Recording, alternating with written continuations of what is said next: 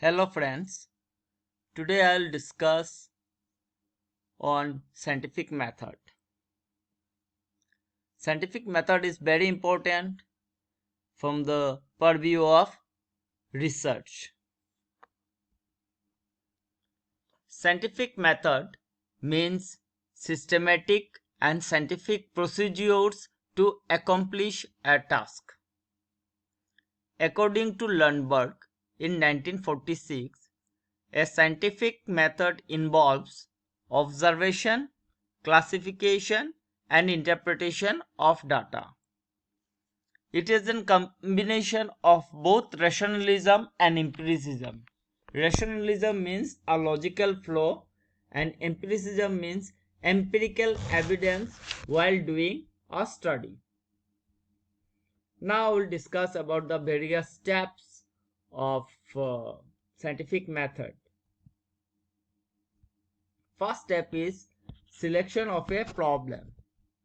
A research problem is generally a specific issue or a gap of knowledge that you will aim to address in your research.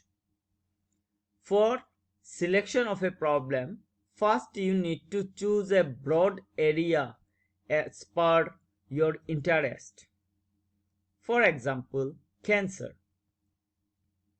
Cancer is a vast area, and so you need to break the broad area into a particular topic. To do that, you need to have knowledge on various segments of cancer disease.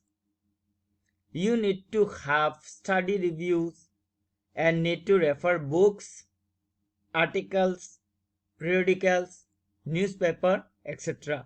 to enhance your knowledge. Here, you need to follow the logical flow, that is rationalism, and at the same time you need to have some empirical evidences.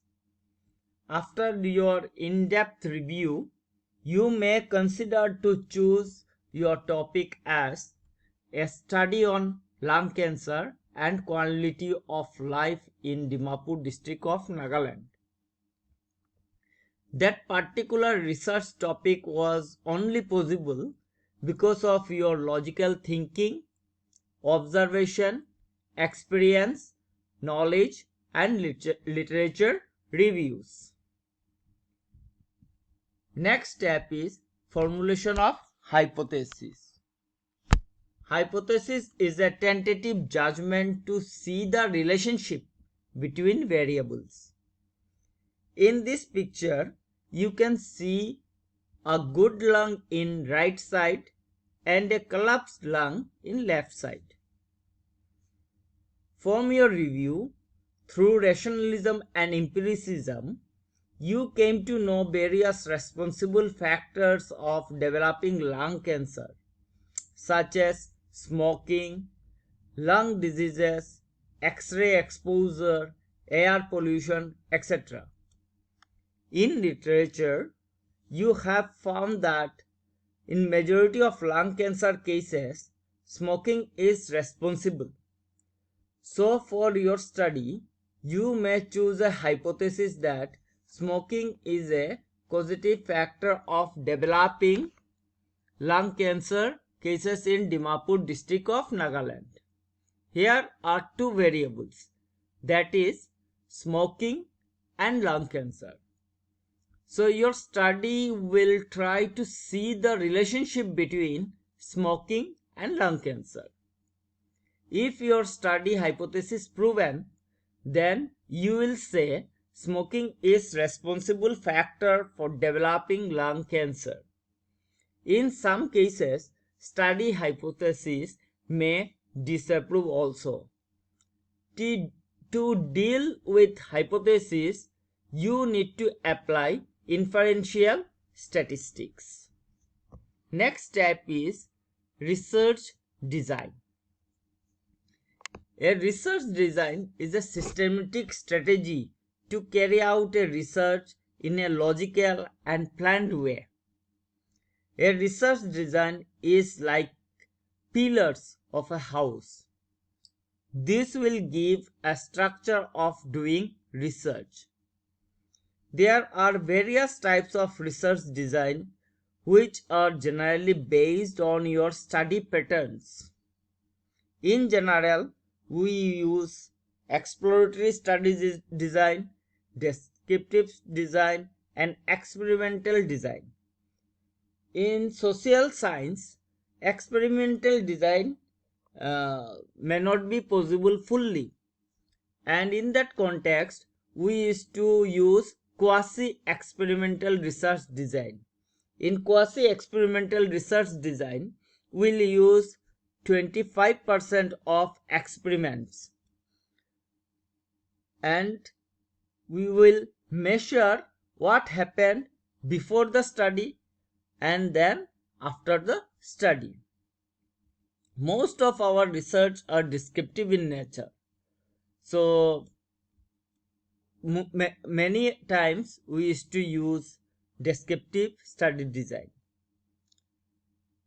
There are other broad two categories available, that is qualitative research, and based on that we will design our study qualitatively.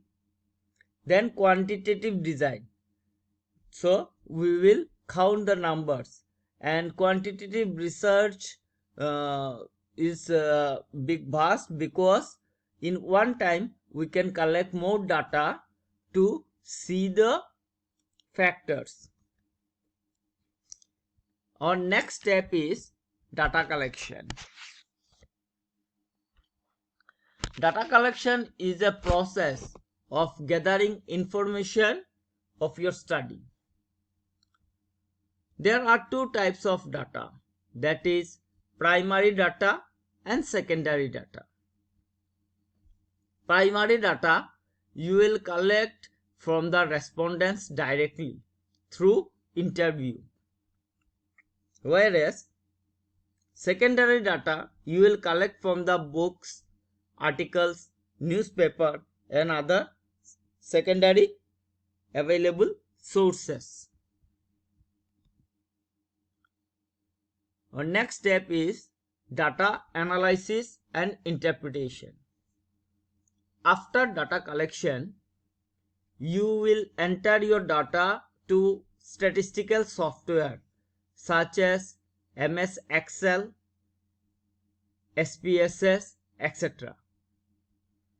For that, first you will clear your data, and as per the need of your study, you will prepare tables and graphs. You will also do some statistical tests to prove your hypothesis, and you will keep the findings in your study. These are your analyses. For each table and figure, you also need to interpret or discuss the table or graph result in detail for better understanding of the table and graph. Our next step is generalization. This is the last step. After doing your research, you will try to generalize your findings with broader population or with other studies to see the reliability and validity of your study. So generalization is a process where you will compare your study findings with others, and you will see how your result can be applied to the entire population, because to cover all the population of your place is not possible. So in research we used to use sampling, and sample will represent population, and at last you will also try to generalize your finding with the entire population. For example, in lung cancer cases, you have collected few samples, maybe 100 lung cancer patients, and with this 100 lung cancer patient you can represent your entire state. whatever findings you have searched from that lung cancer patients, with that you can generalize, you can apply to all the population of your state or district. And at the same time, with that findings, you can also compare your data with other studies to see the factors that either it is matching or not. So these are the basic steps of scientific method. So I'll do recap over here. First, what you need to do, we need to select a problem, and for that we need to study, we need to observe, and if you have experience, then we can combine together. Here we need to be a rational thinker, and at the same time we need to have some empirical evidence. After that, we will formulate hypothesis.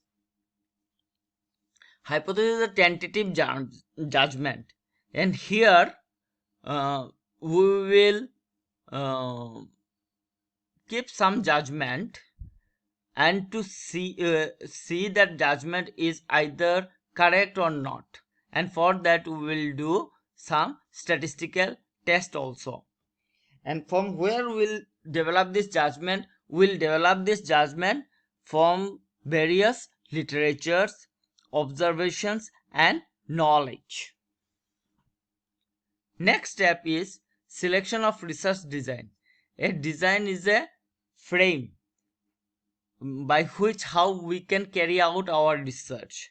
So we have various types of research design, that such as exploratory research design, experimental research design, and descriptive research design. Most of the research is based on descriptive. Sometimes we can explore some phenomenon, and that type of research is known as exploratory research and comes under qualitative research also. Then there is another type of experimental research that social scientists are doing, that is known as quasi-experimental research, where a researcher is may apply 25% of experiments, and these are only observational studies, and a researcher will observe what happened to the people prior to intervention and then after intervention. After design, our next step is data collection. So from the various sources, a researcher can collect data. A researcher can collect data from the primary source. Primary source means from the respondents. The researcher will interact with the respondents through interview and collect the data. There are secondary sources also, from where a researcher can collect data, and these secondary sources are books, articles, newspapers, theses, unpublished theses, etc. Then the most critical phase step is to come, that is data analysis and interpretation. After collection of data, a researcher needs to prepare some tables and graphs for analysis, and accordingly a researcher needs to interpret.